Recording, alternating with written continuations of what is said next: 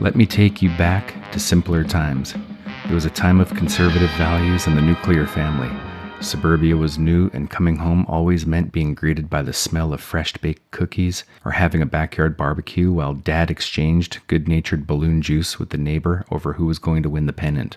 Soda fountains and Little League games were everywhere, and if you owned a television set and had your own phone that wasn't connected to a party line, people knew your father had gotten promoted to head salesman at the car dealership.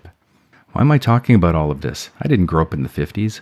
I'm talking about it to set the mood because, as a contrast to this idyllic world of Letterman sweaters and Coke floats, there was a new attitude in horror. The universal horror cycle of the 30s and 40s had lost its allure.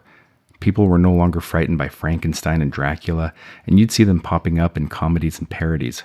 World wars, the space race, better living through science opened people's eyes to both the atrocities of the world and to a craving of always wanting something bigger and faster.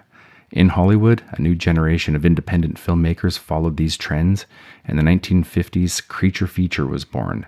Whether it was a giant leech or a giant blob from outer space, these movies were cranked out and usually played in triple features at drive-ins across the country. One of my favorites was a B-lister from 1959, the giant Gila monster.